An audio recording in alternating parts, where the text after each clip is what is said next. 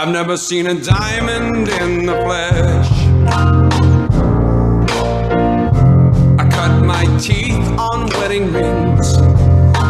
Dude, that's pretty cool. Man, that is a sad clown. Dude, that's pretty good.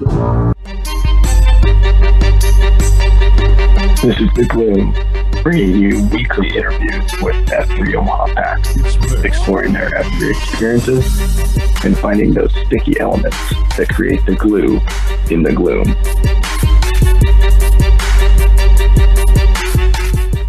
We have the pleasure this morning of talking with our man BetaMax, and if you don't know, BetaMax and I are fellow chasers of the Strava badge. We like to find as many of those as we can get and check them off our list. And then Beta also was our former site Q at Heavy Metal, and did a lot of really cool things to keep that site going, really revived the site after Folsom's leadership. Just over the years, I've always appreciated Beta's vulnerability and just a lot of the conversations we've had at book studies, Q source studies, and even some of our free delete studies. I know he's had an impact on a lot of guys. So excited to just get to talk to you a little bit this morning. And like we always do, give us a little bit of background. Who brought you out? How'd you get the name, and what was that first workout like? Sure, yeah. So Rob Baldy, 40, BetaMax. I was EH'd. It was a soft sell, but it was by Swinger, and it was at an end of school year party. My family had just relocated. We were from Omaha, went to Atlanta for a year for my career, and we had just come back at the end of the school year. I was at a party down the street, and a guy named Tim Brady, his kiddos are in the neighborhood where I live. And at that party that night, there actually happened to be 8 F3 members in the neighborhood, and all downline. If this is multi-level marketing, it'd be all downline from Brazilian. But yeah, Swinger said, hey, he heard me say that I was prior military, and he said, have I got something for you? And I just kind of casually dismissed it at the time. And some weeks went by. It wasn't a hard sell. Like, he called up the next morning or something. He just sent me a text after we traded numbers that night, and I said, hey, that workout thing is going to be happening tomorrow on a Tuesday. I'll pick you up at 5:30 or at 5:15. The workout starts at 5:30. And yeah, I said, sure, let's do that. And I was ready. I had my water bottle. I had an extra towel. I didn't know what I was in store for. And he showed up, and we ended up going to Cornhusker Handicap. That entire first workout, I had, just for context, I had gone to the doctor probably 2 months before this happened, and I had reached a weight in my life I'd never seen before, and my doc told me that all my vitals were off the chart in a bad way, and he said, if you don't turn things around, you're going to die. So between that point and when Swinger brought me out the first day, I had lost 20 pounds. I've been doing Orange Theory 6 days a week, which is like an hour-long workout where you talk to absolutely nobody. So that point is like total sad clown from that perspective. But that workout was 40 minutes, plus COT around 45. And I just remember I felt like I was dying. It was Honey Stinger in the queue, and he was playing a Pearl Jam, another brick in the wall. And we were doing burpees and jumping over the wall at Exarban in Stinson Park. And we just kept doing burpees over the wall and sprinting and doing a ridiculous grinder that I remember all aspects of. But at the end of the Name-A-Rama, I was just so dead, so tired that I didn't know what was happening. I came home and I had breakfast with my wife after, and she asked if I knew anybody. I said, nope. But this Name-A-Rama video thing, I said, they did a video, and I think they pushed it on social media. So I brought it up real quick, and she's just looking at me and shaking her head. And, he's like, that's Dr. Dozen, Bloodshot. And he's like, he's your eye doctor. We've known him for like 2 years. And that guy lives down the street. I see him walking with his kids all the time. And this person and that person. And come to find out, I had been familiar with 8 of the people that ended up being there that morning. So that's kind of the first day look back, I guess. Well, cool. How did you, I guess we're missing the piece. How did you get BetaMax? Where does that come from? Yeah, so I'm an IT guy.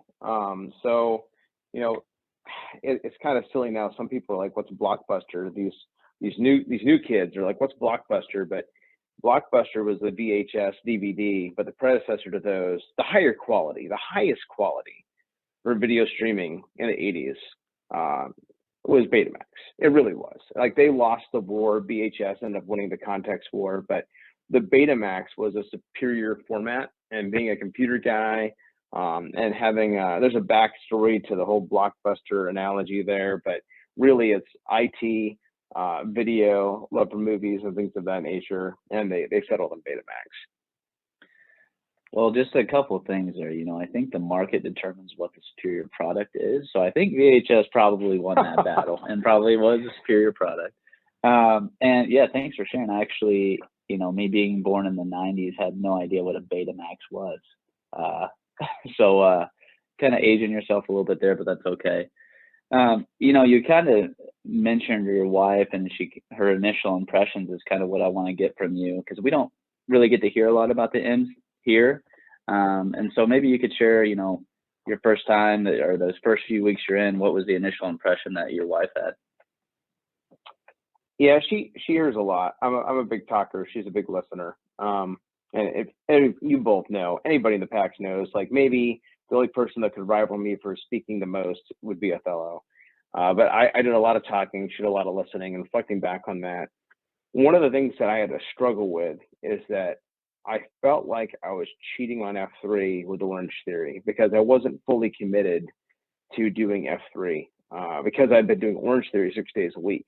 And in Orange Theory, you wear these heart rate monitors and you're competing with people. I'm very competitive, and I'm trying to, like Plague mentioned, collecting the Strava badges. In Orange Theory, when I was at the gym, there'd be 20 something other people there with you, and you can see your stats up on the screen. And I was always chasing to be number one. I always wanted to be number one. And it was like, hey, I burned 1,000 calories at Orange Theory, whereas F3 I might only burn 600 or 700. But I quickly realized that it's not about that. It's not about the cardio and the fitness, although that is. It's also about, like, there's something else there with the getting to know now a group of friends, and people that are my neighbors and people I hang out with on a regular basis, that we're a community and we're a brotherhood, and it's more than a workout group. It's truly a community.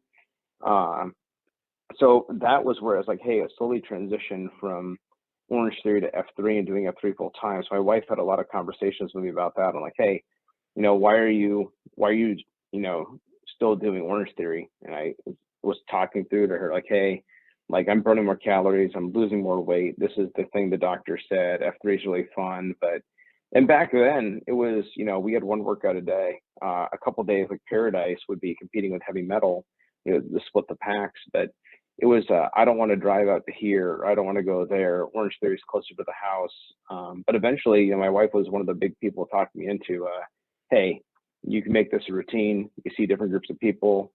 You develop more relationships. You seem happy already come home for F3. You don't talk to anybody. You seem kind of not grouchier, but not the same type of, come home happy, excited to start the day type of thing with just a regular gym workout. I love that perspective too, because I'm in that same boat. We had a chance to talk this morning too a little bit about, like, what's the thing you're really chasing after, and at some point you kind of switch a little bit. But I don't want to discount, I mean, to hear that news from your physician, and then to find some things that work and to make that progress. Walk us through, like, what was that like? I mean, were you able to take time to kind of celebrate some of the victory there? Because I think guys come in at different spots, but it's not easy to just, like, take that on and really make the progress that you've made. So I mean, talk to us a little bit. What was that journey like for you, just on the first step or fitness level?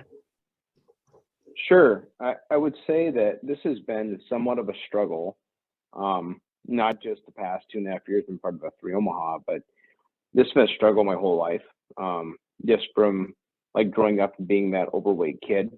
And then my backstory is joining the military is, the military does not play around. you meet their standards or you don't. And if you don't, you're out. So when I joined the military, I was in a context where, I went from 200 something pounds down to 170, basic training, and then actually being on active duty where you have to pass a fitness test once or twice a year, having to have certain percentage body fat is part of your career. You get gym time of an hour and a half a day, every other day, and you're doing organized PT, you're doing run-ins, you're doing push-ups, you're doing pull-ups, you're doing sit-ups, you're doing whatever squadron commander has you doing that day. And then when I left the military, that was really the context of like, okay, now I'm in the reserves. I have to pass a fitness test once or twice a year. And it was a yo-yo diet where anybody can do anything for a certain period of time. And I was living my life that way of, hey, I have a fitness test coming up in June, around March or April, start running. And yo-yo dieting is probably the worst thing you can possibly do to your health from all the things that I've read and researched. But anyways, to the point that I started F3 and the progress, that is, to answer your question, it was fulfilling to reach those goals. But in the back of my mind, I was always wondering, is this a yo-yo? Is this just the passing the barometer to get better blood work? And I realized there was like something that switched. I think some people say this and have said this on the Gloom podcast before, you find F3 when you're ready. F3 finds you when you're ready. You can't rush the process. You can try to EH guys all the time, but those that actually dive in and actually continue to accelerate, there's almost a switch that's flipped. And I think that's what happened to me, where working out and eating healthy and taking care of my body became more of a hobby and a passion than just, hey, this is what you do for health. I realized that, hey, these guys helped me pick up the 6 when I was the 6. I can help them. And the folks that are making such incredible progress, like Golden Pike as an example, like that was me. Like I was the day one where he started, I was at that point. And we were both like on this journey where we have each other's backs and we're making considerable progress. And I've taken time to celebrate along the way, but I've been kind of hard on myself. Some people, like the Safe Ride as an example, have said, hey, don't discount that. And he's helped me have like almost self-compassion. Hey, celebrate your mini victories, celebrate these things. Like it's a journey. You're not going to get to the weight or the fitness goals overnight. It's a continual progress. So that's been really rewarding to have other people that are also at your side and helping and speaking words of affirmation to help you. And I mean, you guys know, I've done like the Queen Service deal, TC and I ran the first round and we've been supportive of it. So that weight loss journey is still something that's on the radar. I've lost about 83 pounds between the start and finish, and I'm not done. Like that's not my end goal, but going down to sub 200 is something that it's like, I didn't know if that was going to be possible, but F3 kind of helps me celebrate that in those mini luncheons and the Queen Service accountability groups and actually focus not on weight loss just to reach some goal or get a plaque, but it's to be healthier, to live longer, and to be able to do pull-ups because you weigh less. You know what I mean? Yeah, I love that. I do want to, because I like what you've done, right? You came in really chasing after the fitness piece, but then you recognize the second F or the fellowship, and you really dove in and also leveraging the Q source, right? So people may remember Q source talks about the king and the queen. And I think most of us, we do try to out king our queen, right? At least for a little while, because it feels good to work out. So then you think you can eat more, but you're right. And I apologize, I missed that on the intro, but you really were one of the instrumental guys in getting us off the ground with our Queen Service group. So talk to us a little bit about that. What is that? What's the purpose there? How do guys get involved? And how have you seen that impact the guys in our region? Yeah, absolutely. I would say the initial foundation, I mean, you can go read, you can go check out the actual Queen Service and like the out king the queen aspect. But for those that might be tuning in and aren't familiar, kings are exercise, queens are diet. You can't out exercise your diet ever. I've tried it. It doesn't happen. In Free to Lead, even in Q Source, Dread says it best, where it's just like, hey, we've tried to get to that point where it's like, hey, once I get to this goal, I can eat whatever I want. And that point doesn't exist unless you're a specific body type, right? So that was something that I had a hard time grappling. I've been talking to TC about it for a long period of time, he and I and a couple others just started brainstorming like, man, what would it look like to have our own group? And I know that we had this before this, there was a foundation laid for clean service. I know tonight's show is a big part of that. A year before, like I joined F3, there's a dedicated page on our F3 Omaha website that has that link there. But TC and I were looking for ways to incorporate all three F's kind of into this. And I think we're doing a more dynamic job even now and as the program's grown. But essentially, there's a time period that we threw out. I think it was 12 weeks initially and said, hey, we want to get everyone that wants to lose weight or maintain weight into this program. And everyone's going to contribute $100, right? So the $100 is going to go to a third F charity. And it's changed every round where the money goes to different places. It could be F3's, you know, Brick Builder Foundation, or it could be, you know, the Habitat for Humanity, it could be the Hope Center, it could be lots of different places that it goes to. But really it was a, hey, $100 buy-in, and that's going to go towards the charity. So it's not just, we're not just doing this for vanity's sake, but it's like, hey, let's do this, let's have a cause, and let's celebrate together and learn about these opportunities, or celebrate this community that we're donating the money to, and actually have like a Queen Service celebration lunch there. Or an opportunity to celebrate together at that location or venue where we're donating the money.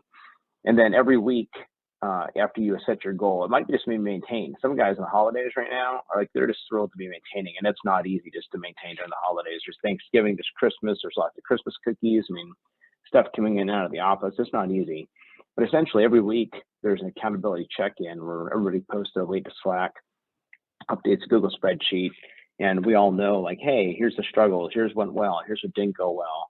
And, you know, even Golden Pike this round, we had a Queen Service cafeteria on Monday, the week before last. And next Monday, we're doing a special Queen Service beatdown at Paradise on Monday, where we're going to do a pre-run and do the beatdown. And then we're going to talk about Queen and about this past round and what's been helpful and what's not been helpful and things that we can do.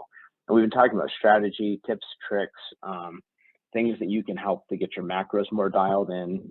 If you're doing things like reverse dieting, some people haven't even heard of reverse dieting, but essentially, like, I didn't lose 83 pounds by doing X number of pounds a week. It was like, hey, I lost 10 pounds and then I maintained for 2 months. Then I lost another 10 pounds and then I maintained for 2 months. So it's not like shocking your body to be like, hey, I'm going to lose 100 pounds over a year. Like, that's really hard on your body. And homeostasis wants to bring it back. So Queen Service really is, even if you're in that reverse dieting mode or maintenance mode, it's really there to help you have accountability and have some guards up. And really that ties back into Shield Lock a little bit. If people don't have a Shield Lock group, things like Queen Service are kind of like those guardrails for those folks. Well, yeah, thanks for sharing that. And, you know, I've been really impressed with what you've done. You know, I think the last few times I ran into you on Friday at Roast, you just finished a 12 or 13 mile bike ride. I believe you completed in a triathlon. Is that correct? I was training for one this past year. It didn't happen. I am going for the merit badges, but yeah, on that point, on the fitness aspect, since we're talking first F, I am a Peloton guy, but it's not anything against F3. It's like, hey, I pre-run, I bike, I have an annual goal. I have an outdoor bike that I use for doing a lot of errands and stuff. So this year my goal is 3,000 miles and I'm 250 miles away. So if you see me, like, I'm not pre-running at this time of year, it gets cold, I'm pre-biking. So I do a 30 mile bike ride and then show up for the workouts and do the F3 beatdowns. But really is to get the miles in. I get to read, I get to do some work for work early in the morning to get a head start on the day, and then get to do the beat down. But yeah, I do enjoy cycling. The goal is to do a triathlon this coming year. Well, yeah, man, that's incredible. I do commend you on those efforts for sure. And I'm certainly supportive of it.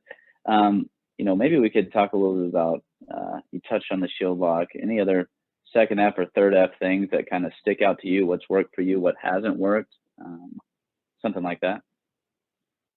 Yeah, I think the Shield Lock aspect, or even having a group of F3 guys, you know, there's no like precise science to the number of people, but you know, even having a regular contact with folks or being in a neighborhood with other F3 guys has been helpful from a second F perspective, because you could show up to the workouts and you could skip cafeteria and you could pretend that this is just an outdoor workout group.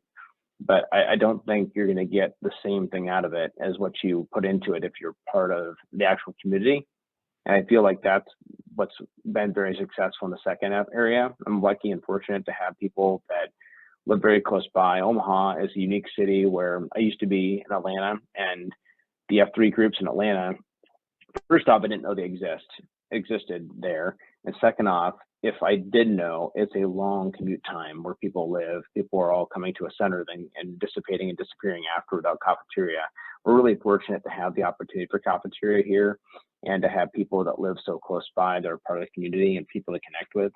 But the more vulnerable you are, the more you share and open up, the more people can do to help each other. I'm just throwing this out just as an example.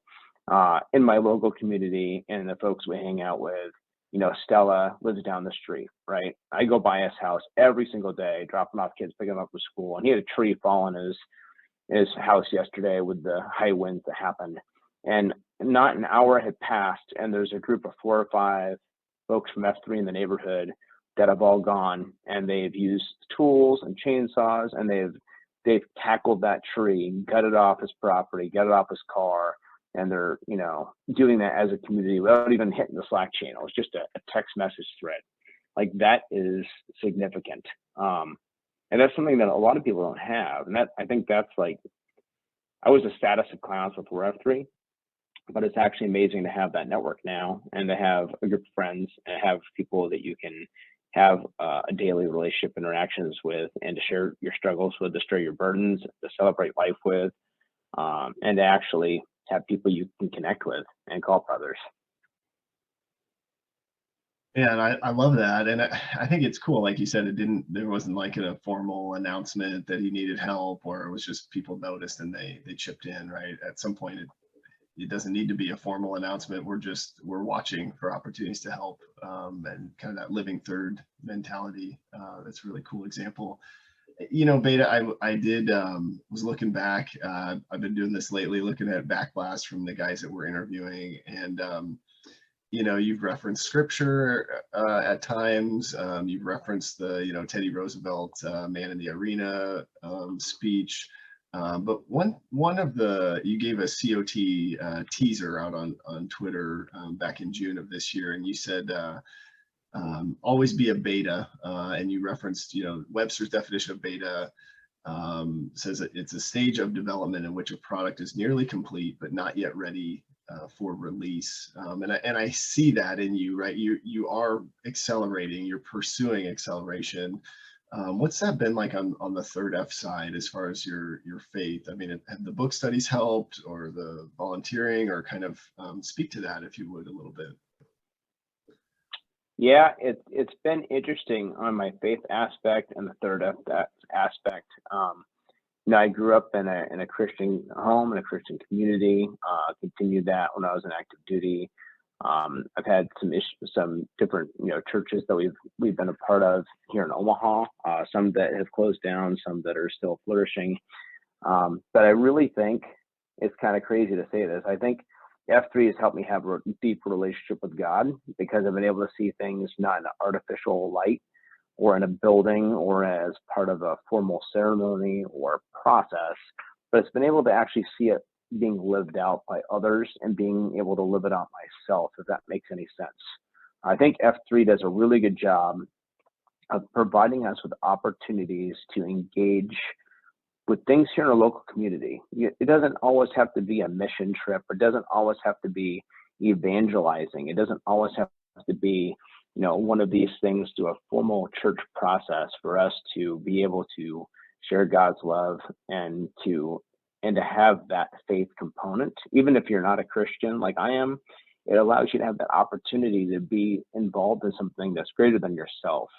And I've been more fulfilled through doing that too. So, you'll see that I'm plugged in with different things, donating money, donating time to different stuff that we're involved with. I'm that guy that's regularly donating blood and trying to get my kids out. We do like the food bank stuff, and it's been really eye-opening even to have those conversations with the kids in the car as we're driving there, like, hey, why are we doing this? And, they get there and the teenagers are asking questions and we're driving home and they're saying, I didn't realize that like these people that need food have cars, and talking to them as they're loading stuff up before COVID happened, like, oh, both those people lost their jobs and they have a baby in the back seat, and like understanding different perspectives has been a good opportunity to even teach them and show them versus, hey, we write a check and that's that, we wipe our hands. It's like, no, we're not just donating money, we're donating time. But I think it's been amazing having the opportunity to engage. I think Wentworth's done a great job, and Lemonade before him, of providing us with opportunities to get plugged into the community.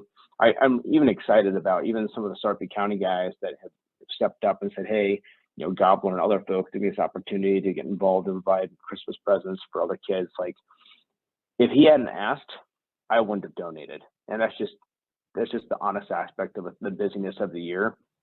But when you have people that are stepping up and providing us with opportunities, it's amazing. And of all the gifts that I bought and things I've done this year, that's one of the more rewarding things, is that's going to actually help somebody. It's not just one extra present for my kid or something for here or there. It's like, no, you're actually donating to people that have a need, and you're being presented with a need.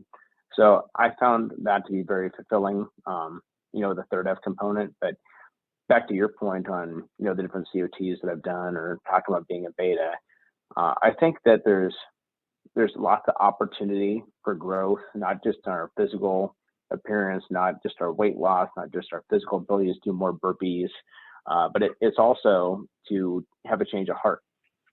And that was even one of the quotes that I was reading this morning, is I believe it was Aristotle that said something along the lines of, you can educate, and take away a lot of different things, but until you have the education in the heart, until you actually have that aspect squared away, you're still growing. And I think all of us are still growing in that area.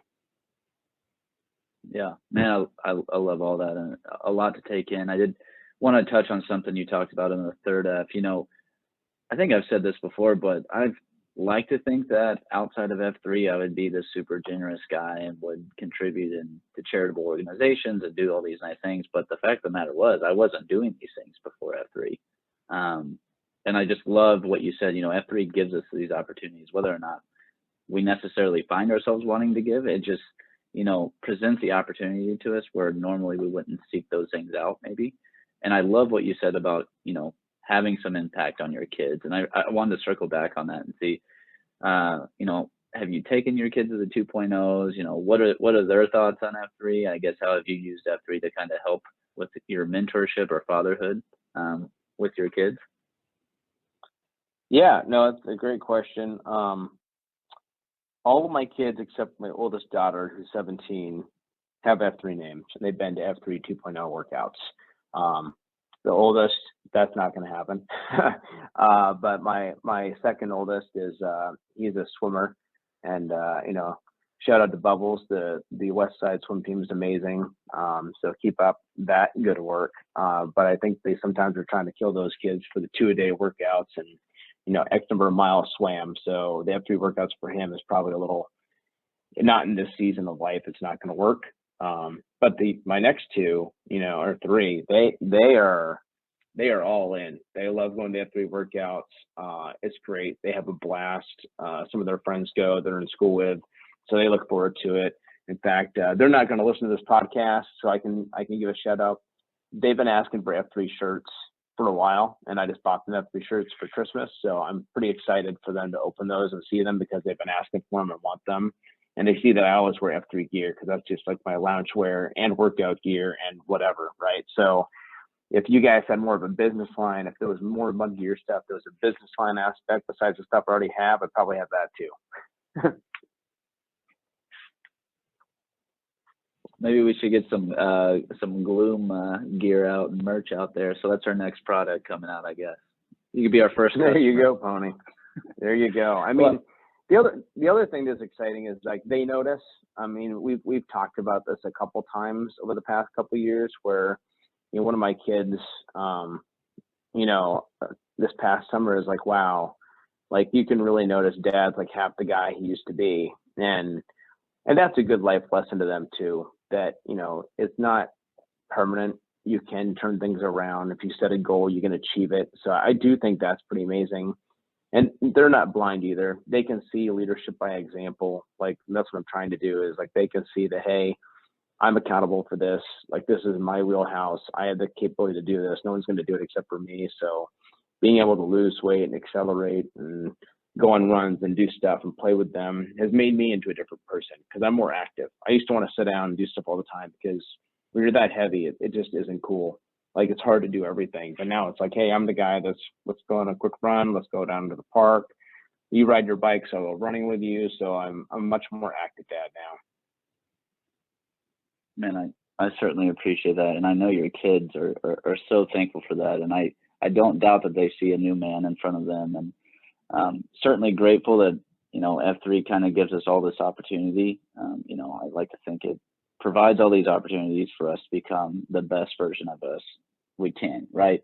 Remaining in this beta state of always trying to get to the best and most finished product, but it's still at this pre-release stage where you're still working to do that. So I definitely like that. Want to be respectful of time here. We ask some pretty generic questions, but we always think that the information is pretty insightful. So any advice for us? We're obviously going through a season of growth here in F3 Omaha. Any advice for the newer guys, for the vets? Just anything you want to get off your chest? Yeah, I mean, I really think I struggle with the Strava stuff you mentioned at the beginning, Plague, on the merit badges aspect of life. I'm a former Eagle Scout, so I was after the merit badges, and part of the Strava thing, I think, is to collect them all. But I really think that going back to the veterans and even the new guys, I think everyone needs to have an 8 block. Everyone needs to go listen to the podcast and understand what an 8 block is.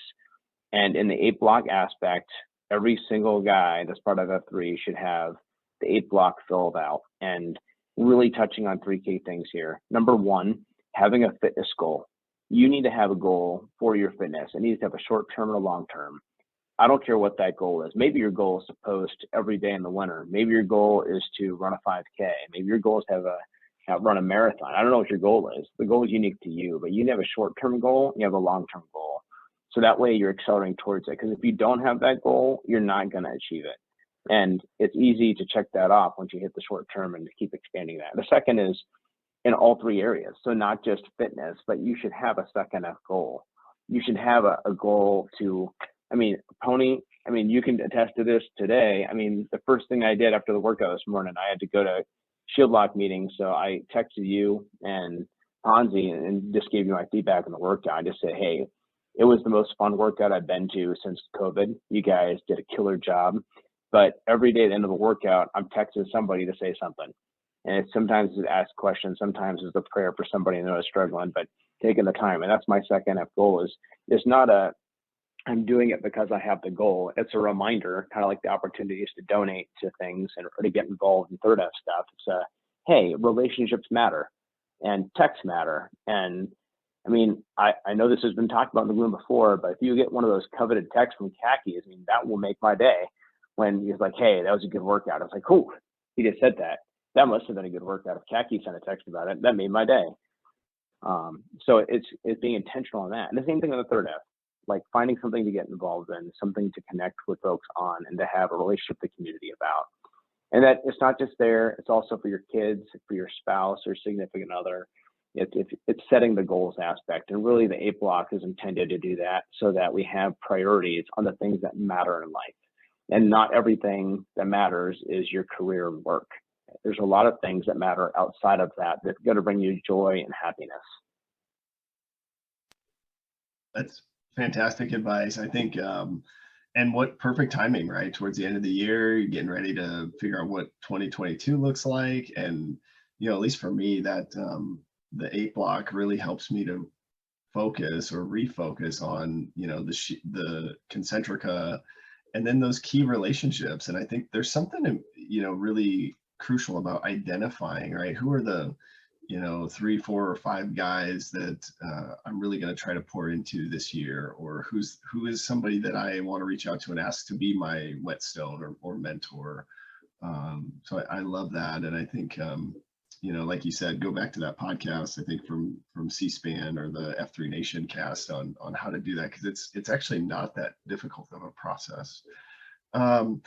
You know, we've also been getting questions from our listeners to ask guys, and so I have one here, and the packs want to know the truth here. What burns more calories, running or lifting weights? And I don't know if you have a comment on that or not.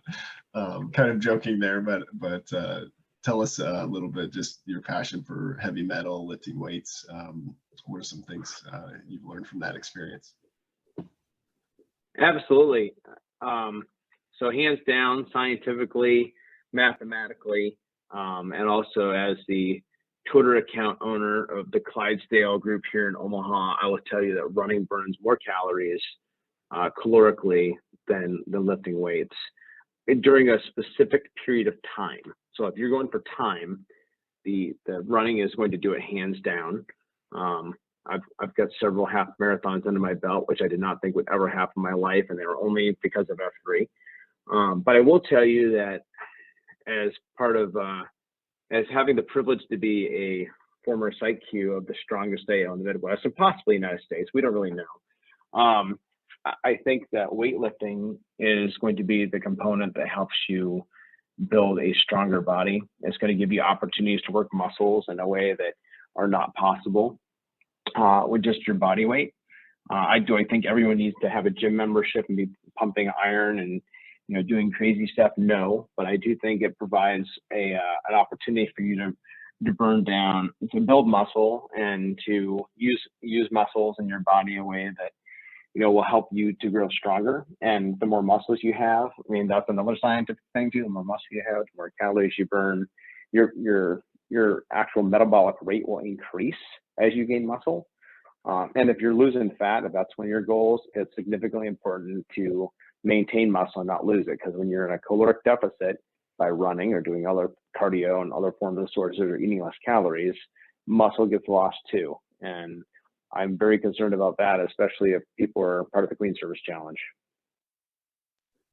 Man, I you've done your research and I love it. And I like to just joke. I'm an avid runner, but man, I have noticed in the cold weather when I can't get out as much, having a new baby, I find myself going back to lifting. And I think I would have to say I've had some pretty calorie intense workouts just with some weights. And so anyway, I appreciate your passion there. I do want to just you mentioned a quote, and I think it really speaks to just who you are as a person, but it was the Aristotle quote from our current book study, but it's educating the mind without educating the heart is no education at all. And I think clearly you have a lot of knowledge about a lot of things, but I see your heart in everything you do, and really appreciate that, man. So yeah, with that, I'll take us out in Namarama here. Brandon Flehardy, 35, The Plague. Plague, I am John Whitworth. I am 30, Pony Express. Hey. And Rob Baldy, 40, BetaMax. BetaMax. Appreciate it, man. Appreciate you, brother. This was awesome. Thanks for having me, guys. Have a good rest of your day. Appreciate it. You too. See ya.